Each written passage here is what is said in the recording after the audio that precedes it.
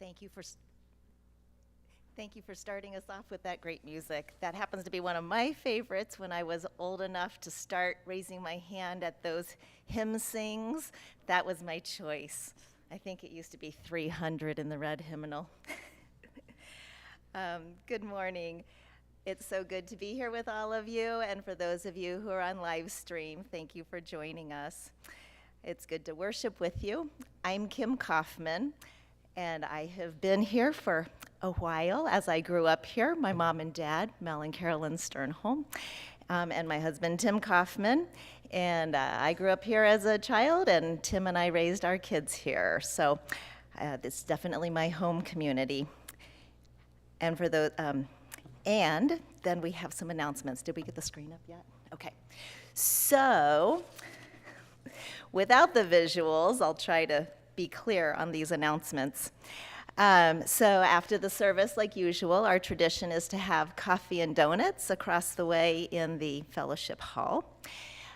We are asking people to consider signing up to help set up the coffee and donuts. So if you would look for that sign-up sheet either on paper in the fellowship hall or online through the weekly, we would appreciate people helping to sign up for coffee and donuts hosting. In addition, the SOS meal prep for our neighbors down the street, a couple blocks, that the preparation for those meals is starting to be right after the fellowship time. So instead of later in the afternoon, it's right after. So you could sign up to help with that as well, please. During the service, if you need space to move, or if you have a young one who needs space to move, you're welcome to visit the community center right across the hallway. There are toys and books and coloring materials for the children, and there's a TV with the video feed for the service, so you can still follow along with what we're doing in here. On our calendar, Pastor Glenn is returning to preach next Sunday, August 21st, and we will also have a congregational meeting. August 27th at 2 o'clock is a celebration of life for Delroth. September 10th at 3 o'clock is a celebration of life for Arden Slaughter. The end of September, the weekend of the 24th and 25th, is our church Great Getaway at Rocky Mountain Mennonite Camp, which I'm sure we'll start hearing more about so that we can sign up to attend that. And in the middle of October, October 14th and 15th, is the Rocky Mountain MCC sale down at Rocky Ford. For our children and youth, we have quite a few events coming up. It's the beginning of the school year, so Sunday school starts on September 11th, and you can get more information about that from Rachel Barnes. But next Saturday, August 20th, is a JYF barbecue for here at FMC. And the following weekend, August 28th, infants to 5th grade, is a special train day. I believe that is at Tom and Trinda Bishop's house. And if you have young ones who have never had the chance to see those trains, it's a treat. October 9th, MYF and families have a barbecue at the Folks house. So there's more information for all of those in the FMC Weekly, and I'm sure there will continue to be reminders about that. Helping our global community, the MCC school kits, it is time to prepare those. So you can find a list of those items in the community center, and please bring those items by October 2. The children will be assembling those kits on October 2. And if you're able to sew the kit bags, please see Rachel Barnes to help with that. Other ways that you can get involved, please consider getting involved by helping with the children's story time, with Sunday school teachers, to be a Sunday school teacher, helping with the facilities team, or the usher and security team. And again, there's more information about those items in the weekly. And we are now hiring a new position, a new person to take on our full-time church administrator position. So First Mennonite is accepting applications through August 24th as we look for that new administrator. You can go to fmcdenver.org for more information. We have a couple of announcements from other people as well. So Rachel Barnes and Glenda Kaufman are going to come up for those.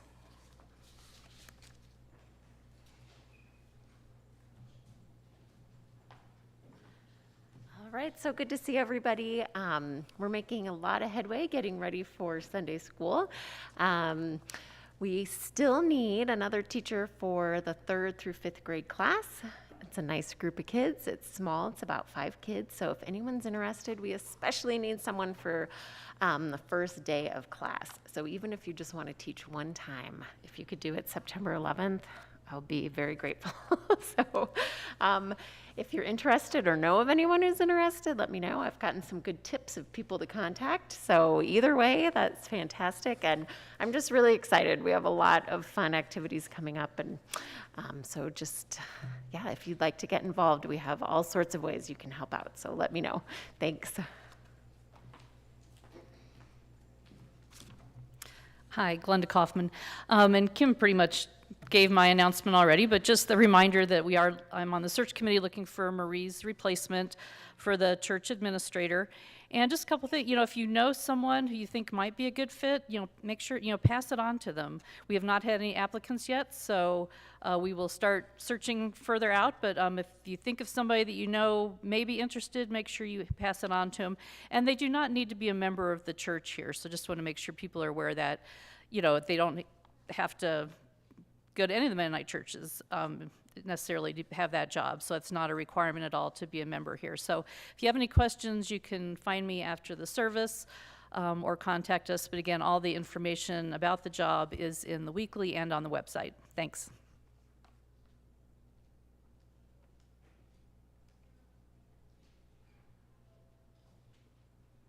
Good morning, I'm Sonia Graber, so happy to be with you all and do music. Please turn in your hymnal to number 30 and stand if you're able. Jesus calls us, number 30.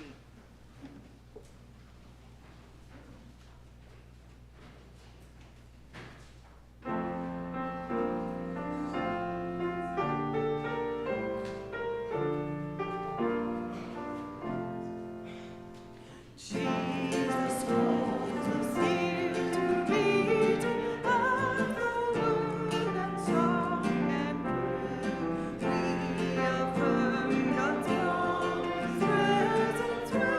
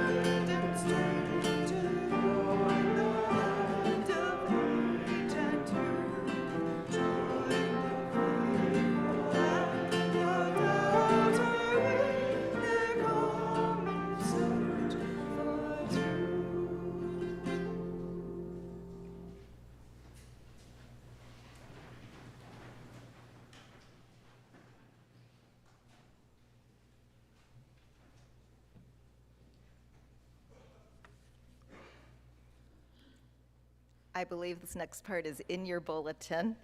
So please read the bold print with me. From where we are to where you need us, Jesus, now lead on. From the familiarity of what we know to the wonder of what you will reveal, Jesus, now lead on. To transform the fabric of this world until it resembles the shape of your kingdom, Jesus, now lead on. Because good things have been prepared for those who love God, Jesus, now lead on. At this time, please turn and greet one another by passing the peace. You may also look back at that camera and wave to those who are on live stream.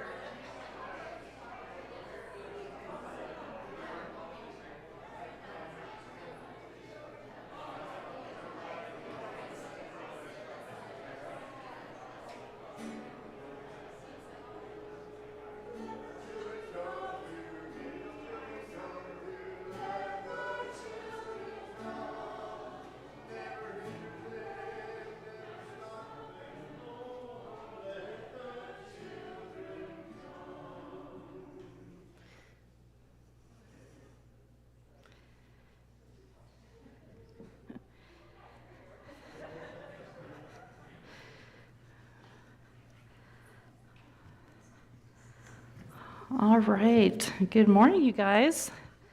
I was nervous I wouldn't have any kids here today, so. Hi there. Okay, so I don't know if you guys know it, but I work as a school nurse. So at the school I'm at, I'm the nurse there. So I take care of the kids if they're sick or they fall down, and our kids start back to school tomorrow.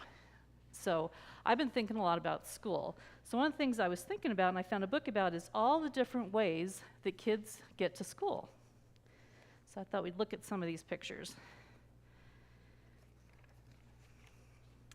So every morning, kids get up and go to school, and it might be preschool, could be daycare, maybe you go, if you're younger, maybe you just go to a fun play group sometimes, but we all go out every day to different places. And when we're going to school, what's one way that a lot of kids get to school? What's that? Yeah, a big yellow school bus. And sometimes here in Denver, sometimes kids ride the city bus to school when they get to high school and they get a little bit older. So here's a bunch of kids getting on a bus. So this bus is a little bit smaller. Can you tell what's special about this bus? It's got a lift for wheelchairs, because some kids are in wheelchairs, and so there's special buses to help them get to school because they can't walk up the stairs. So that's another way some kids might get to school. Some kids drive in the car, and maybe their parents take them, or maybe they carpool, and a bunch of kids all from one neighborhood all go in the same car. How are these kids getting to school? They're walking to school. I think that's hard to tell, but yeah. So a lot of kids walk to school.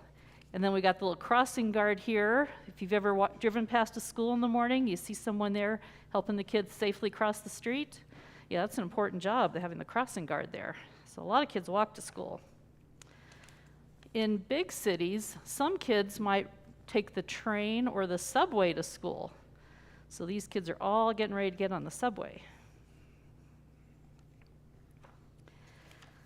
Now, if you have water that's between your house and your school, some kids might have to take a boat or a ferry. Is that how you get to school? No, but that'd be sort of fun, though.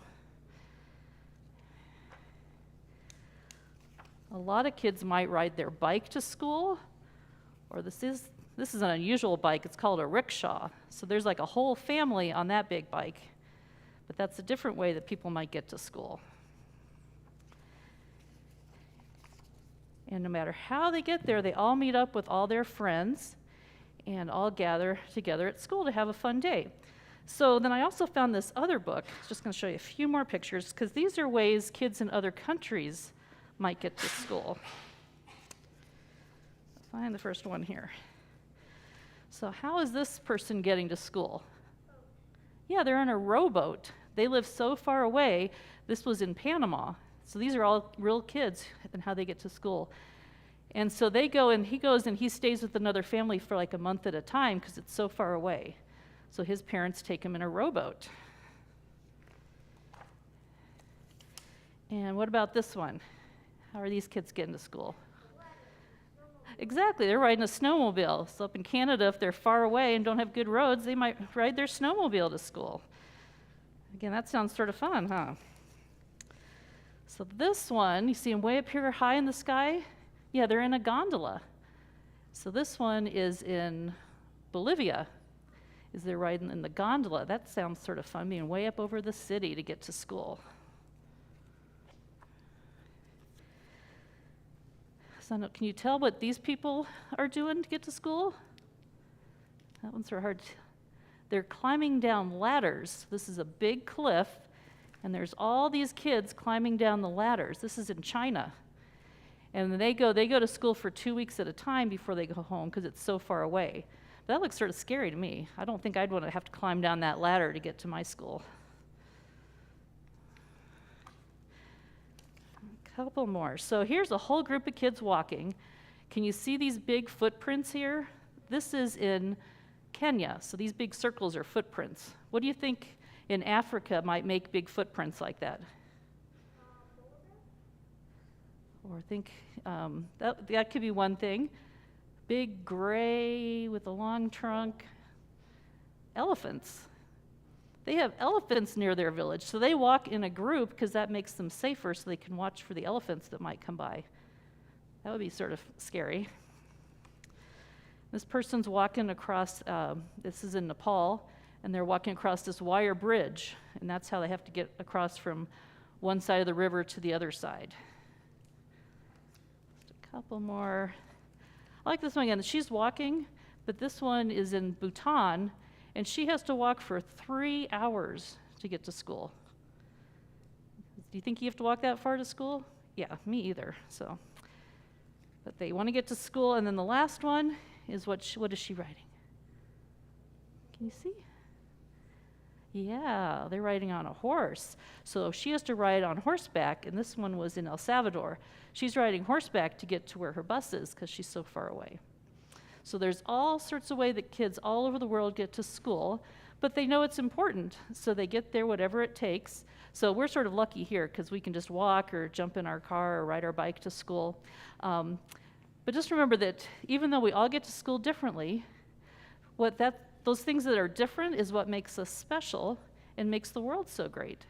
So just when you see all your friends coming to school in different ways, just remember that that's a good thing that we all get there in different ways. All right, so that's all. If you want to look at these later, I'll have them in the back during the donut hour. I'll put them on one of the tables if you want to look at the pictures better. All right, okay, so that's it.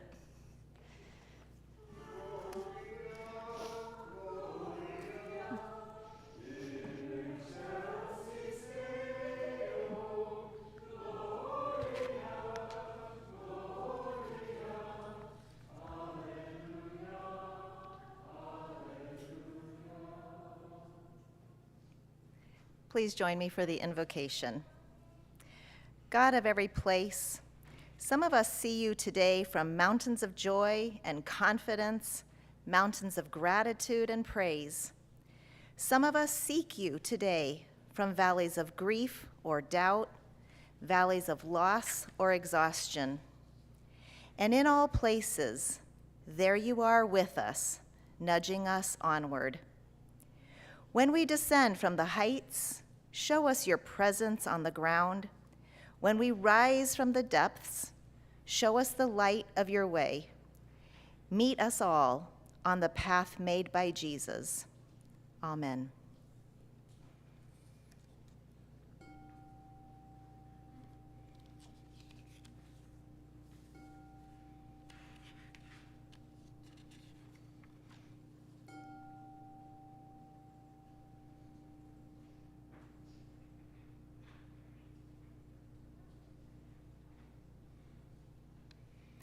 Our scripture today is from John 15, verses 1 through 17. I am the true vine, and my Father is the vine grower. He removes every branch in me that bears no fruit. Every branch that bears fruit, he prunes to make it bear more fruit. You have already been cleansed by the word that I have spoken to you. Abide in me as I abide in you. Just as the branch cannot bear fruit by itself unless it abides in the vine, neither can you unless you abide in me. I am the vine, you are the branches. Those who abide in me and I in them bear much fruit, because apart from me you can do nothing. Whoever does not abide in me is thrown away like a branch and withers. Such branches are gathered, thrown into the fire, and burned. If you abide in me and my words abide in you, ask for whatever you wish, and it will be done for you. My Father is glorified by this, that you bear much fruit and become my disciples. As the Father has loved me, so I have loved you. Abide in my love. If you keep my commandments, you will abide in my love, just as I have kept my Father's commandments and abide in his love. I have said these things to you so that my joy may be in you and that your joy may be complete. This is my commandment, that you love one another as I have loved you. No one has greater love than this, to lay down one's life for one's friend. You are my friends if you do what I command you. I do not call you servants any longer, because the servant does not know what the master is doing. But I have called you friends, because I have made known to you everything that I have heard from my Father. You did not choose me, but I chose you, and I appointed you to go and bear fruit, fruit that will last, so that the Father will give you whatever you ask for in my name. I am giving you these commands so that you may love one another.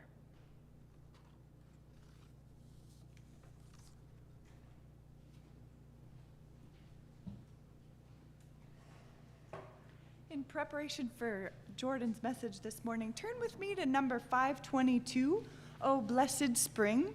It's a familiar tune. The words are new, so I'm going to have Romaine play it through once, and then we'll sing all 5 verses.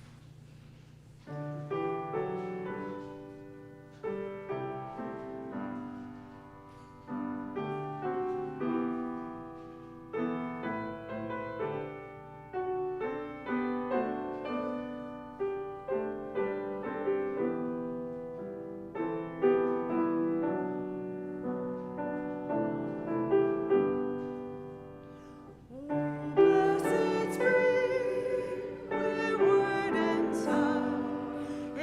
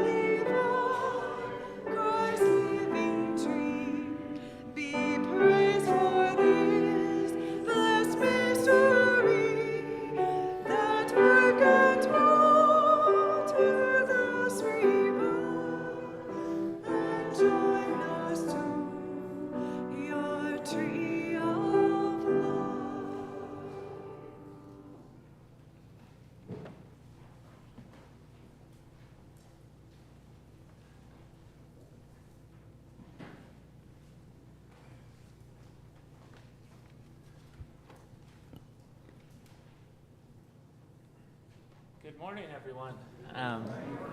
It's great to be with you all today. My name is Jordan Penner. I've been coming here for about 5.5 years or so with Jenny, and I also work with the Mennonite Central Committee, and if you don't know, my office is right over here, in the office here, so feel free to stop by. So today I want to share a message about the reading we had from John 15. And it's, what I get from it is about how, the message I want to give is about how we can flourish together in our church communities and in our wider communities. And I'll start simply with a story about a couple friendships. The first is about a friend from high school, Jose Alvarez. We first met my freshman year in small engines class, actually. Not that I know that much about small engines anymore, or any engine for that matter, but I remember sitting there in Coach Kaczynski's class. We got to know each other playing basketball. We came from different places, and thanks, Glenda, for the children's story, because that was about people, how they got to school in different ways, and the first couple stories about relationships across significant differences.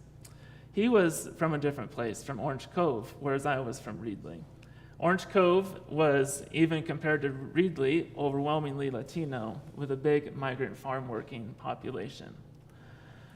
He hung out on the other side of Reedley High's campus, which was also overwhelmingly Latino. And I would say I was kind of rarely over on that side. My sophomore year, Jose and I played JV basketball together.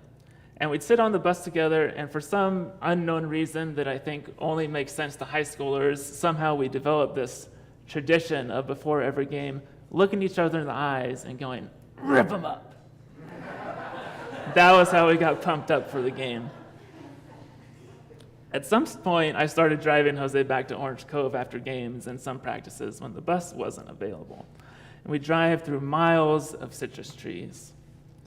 And I vaguely remember it, but one night, driving through a dense Central Valley fog, Jose told me that he actually was undocumented and didn't have papers to be a citizen here in the US. I don't remember that I understood the gravity of that for him. And after high school, without basketball anymore, we lost contact. So it was a wonderful surprise a few years out of college, on a hot day in Harlingen, Texas, just a few miles from the border, that he called me to tell me that he had earned his citizenship in the US. To be honest, on the phone so many years after high school, a few years after high school anyways, I actually didn't remember that well him telling me in the first place. And it's kind of funny to me to look back and think about, things you didn't get at another point in your life. Jenny, she is an immigration lawyer, and she talks every day with people who are in cells, with people oftentimes who are sick in one way or another. They're always lonely, always missing somebody. And I couldn't comprehend when I was younger how his uncertain status must have loomed in his life. I didn't understand either how people like you and I could help him be able to flourish here in this country. Then there was possibly my best high school friend, Roger. Roger also came from a very different reality than me. He was Chinese American and lived in a house with 2 nuclear families just across the street. Roger and I would walk to school together every day. I remember he'd come over, he'd ring the doorbell, my dad would open the door and he'd say, "Good morning, Mr. Penner." He had a black hair which sprouted past his forehead like a visor, and he'd come and sit down and sort of smile as I rushed around the house to get ready. If I was really late, he'd pet the dog for a while, just kind of laughing at me. And on our walk to school, we'd wait to cross one of the larger roads in Reedley called Franklin. And again here, we developed another little tradition that I think only makes sense to high schoolers. And when a car would stop to let us pass, we would walk perfectly in sync, our legs perfectly matched. We'd look and we'd wave. I should do it to you. We'd wave like this. I was always this way. And we'd be so excited when we did it right. And we'd just, laugh pretty hard when we messed up. And I always wondered if anybody ever noticed But who knows? I've thought one day somebody will say, aren't you that guy who waved at us? We'll never know. Sometimes I'd see his dad bike home from a day working at the grocery store, and we would just wave because we didn't speak a common language. On Saturdays in the springs and summer, I'd wake up to the sound of traditional Cantonese music as Roger and his family would wash their cars. And it was just always felt kind of magical in what for me were the early hours of the morning at probably 9 or 10 or something like that, right? Sometimes if we ordered from the restaurant, they'd give us extra chow mein. Despite these differences, Roger and I competed for valedictorian honors, but I never thought much about the extra barriers that he faced. He often worked evenings at the family restaurant. His parents couldn't help with homework because of the language barrier. His home was much more crowded. A couple times he dealt with students making fun of Chinese people. Despite these differences, these two high school relationships flourished in their own way. Jose and I may have been on different sides of campus, but I think we were both better for having each other in our lives. Despite my naivete about immigration, these friendships were something good. But they don't change the world or systems that can put people in unequal positions. Rather, I would say they point to the possibility of a better world, more just world. John 15 also points to that possibility, a world in which we acknowledge that our well-being is tied up in others' well-being, a world in which we see that in order to flourish to the fullest sense of the word, our neighbors must flourish as well. In John 15, we're painted this picture of abundance. I'm from a fruit-growing region, so nothing says abundance to be more than a tree that's full of fruit. But this abundance requires mutuality and reciprocity. Remain in me as I also remain in you. No branch can bear fruit by itself. It must remain in the vine. Neither can you bear fruit unless you remain in me. I don't think it's a coincidence that here the author uses an analogy with the natural world to talk about mutuality. The world, or rather creation, is full of that. So in this last year on our MCC team, we read together this book some of you may have heard about called Braiding Sweetgrass by Dr. Robin Wall Kimmerer. She's a scientist and she teaches environmental and forest biology. And she's also a member of the Potawatomi Nation. And she beautifully brings together the tradition of indigenous wisdom and the latest scientific knowledge. And throughout the book, these themes of reciprocity and mutuality are present. In the first chapter, titled The Council of Pecans, she talks about the pecan trees that her people found after being forcibly moved from Kansas, then to Oklahoma. And she tells of her great-grandpa's memories of when the pecan trees were massing, going out and gathering tons of pecans for the calories and fat which would help them get through the winter. But she also tells about how the pecans didn't just help them to survive, they also took lessons from them. Pecans, you see, are a masting fruit, and that means that they don't produce abundant crops every year, or even every 2 or 3. Rather, they fruit at an irregular interval. They don't have a set cycle, so the interval between fruiting changes. This for them is a survival mechanism. But it has left a bit of a mystery because scientists still aren't sure exactly how these trees all actually fruit at the same time, even though they're on irregular intervals. Since they can be hundreds of miles apart, it isn't just that they've happened all stored up the same amount of energy and decide to fruit together. They're trying to figure it out, but it could be a message that's sent by pollen over the wind or possibly chemically underground through fungi. At least as far as I know, we haven't figured it out yet. Last I knew, we're still sort of theorizing about it. But more important is the lesson that Kimmerer and that we can draw from the trees, from creation. Here's what Dr. Kimmerer says about it. If one tree fruits, they all fruit. There are no soloists. Not one tree in a grove, but the whole grove. Not one grove in the forest, but every grove. All across the county and across the state. The trees act not as individuals, but somehow as a collective. Exactly how they do this, we don't yet know. What we see is the power of unity. What happens to one happens to all. We can starve together or feast together. All flourishing is mutual. So I really like this lesson from Kimmerer, from her tribe. All flourishing is mutual, or said differently, no branch can bear fruit by itself. The mastering pecans massed with a purpose, with a reason, and a plan to flourish together now and into the long-term future. But the trees, I don't think, consciously know what they're doing, and yet hundreds of miles apart, they mass the fruit together. So I think there's a lot of great and kind of magical things we kind of ignore because they're a little bit below the surface like this, or we're just used to them. I think there can be a lot of sort of, you might say, positive externalities of things we do together and then don't realize the benefit that we make out of them. Like good friendships or marriages, when you set off to build a lifelong relationship, you do it because it feels good and right and you're better off together. But I think in the process, you also create a new thing. A third thing that Alyssa Albert calls the alchemy of our minds and hearts and souls in conversation. It's an unknowable thing and a good thing that exists even when a relationship comes to an end. We need to build these types of relationships to flourish together. From the MCC perspective, I might say we can't truly flourish until our brothers and sisters in Guatemala and Congo are flourishing as well.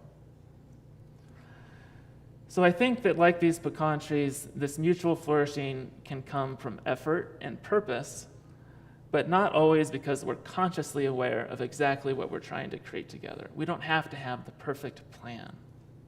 It doesn't happen because one pecan tree, or like MCC, is smarter than everybody else or something like that. In our lives, it happens when we let our sustenance come from God. And we may be totally unaware of the fruit that we bear. So I've worked and I've known a lot of people who work in nonprofits in Denver and other parts of the country, in other countries, Christian and secular. And I know that we always have this desire, and many churches, I think, like First Mennonite, that really want to have this positive impact on their community. We want to serve, we want to reflect and plan and monitor and make sure we're really having the impact that we want to have. But I think that the lesson from the pecans and from John 15 remind us that our knowledge is limited and that God can still work through us even when we don't understand everything fully. And in fact, sometimes not knowing everything can be a good thing because that allows us to follow. Feeling like we know everything can too often become having to lead and take the helm of everything, rather than waiting for the time and moment when it's right, when a community can actually move together. It can be hard to admit, though, when we don't know, to put yourself in a situation when you aren't totally sure what's going on, where you feel a little bit out of place. But sometimes these situations, I think, force us to trust God and trust each other. Remain in me as I also remain in you. No branch can bear fruit by itself. It must remain in the vine. Neither can you bear fruit unless you remain in me. I do want to say that for many people, this reading, these verses from John, can feel really negative. And hearing it sometimes, I feel that way too. Or at least it can have a bad taste in our mouths. I haven't been repeating the part that says, apart from me, you can do nothing. You're like a branch that is thrown away and withers, off to the burn pile. These words have been used to tell people that they need to relentlessly prune themselves of impurities, though God here is the gardener, not us. It can be used, or at least heard in a way, to make us feel small and insignificant, sinful, not loved. And we see ourselves doing things every day. It feels like we do them on our own. The author gives this kind of carrot and stick. Remain in God and produce fruit. Don't wither and die. We might be more comfortable with the lesson of the pecans from Kimmerer. But I'd say that though Kimmerer doesn't say it directly, some of that more negative sounding aspect applies there as well. If a pecan tree were to decide to go alone, it would be less likely to procreate and survive. Kimmerer says there are no soloists. Apart from each other, you might say, they would wither and die. So I think these readings have a similar meaning, though I kind of put an emphasis on the positive side of it. But what is the overall lesson that we can take? What I would say is that I think we're meant here to accept a little bit of humility. I also think that humility is different from being small or insignificant, or having your voice pushed aside due to gender, race, or sexuality. We need to acknowledge that our well-being is tied up with others' well-being, which should drive us to action. But we also must humbly recognize that it all isn't up to us, that we can do nothing without God and each other, and that can be freeing. I think that this humility, knowing we can do nothing without God, allows us to accept the help of others, helps us to work together, and releases us from the tyranny of the urgent. It allows us to let go of the pressure of doing or being everything for everybody. When we do this, I think that we'll go forward, yes, actively seeking justice, but rather than the fear and anxiety of going it alone, we can move forward trusting God that with Him we will go forward with joy and creativity, and that we will bear much fruit together. May it be so. Amen.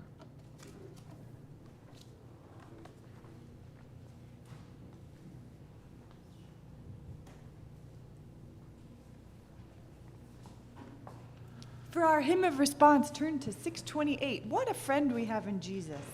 Number 628.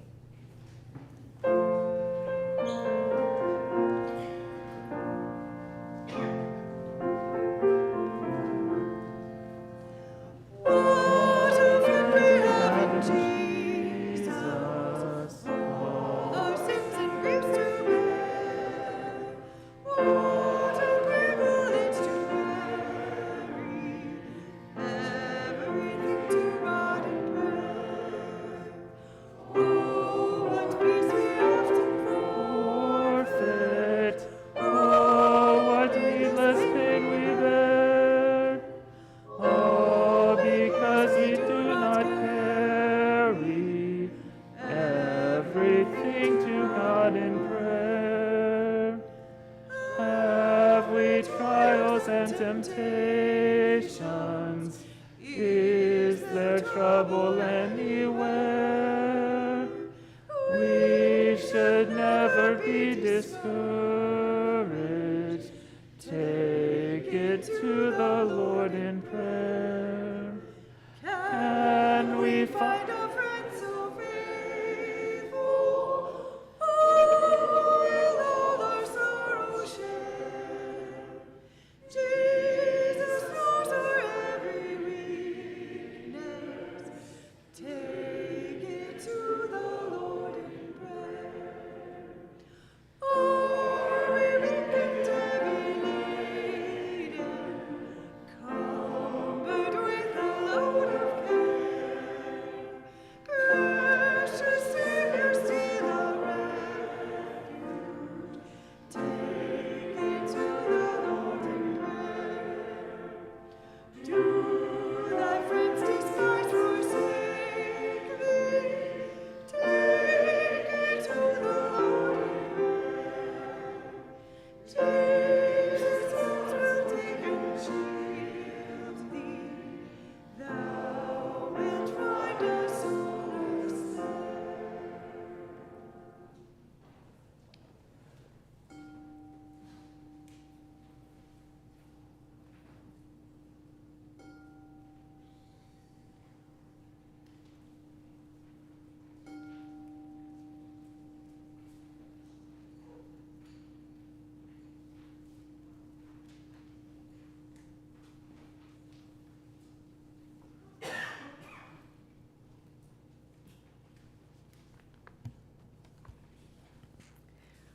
For our offertory, Your opportunities are to use the QR code on the back of the bulletin, or traditional check or cash in the box out in the hallway. Looks like a little treasure chest.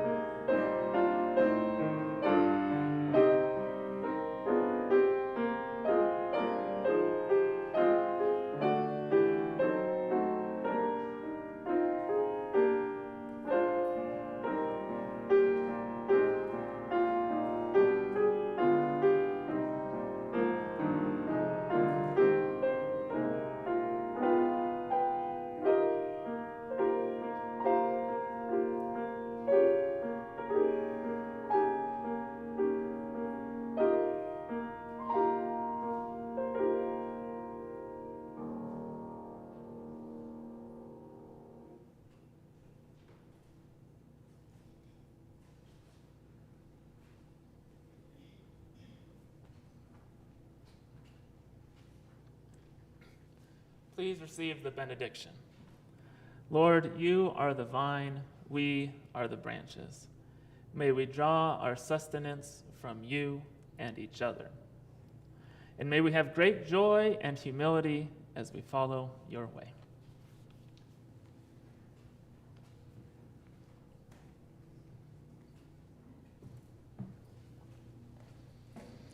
For our first ending, please turn with me to number 777, Seeds.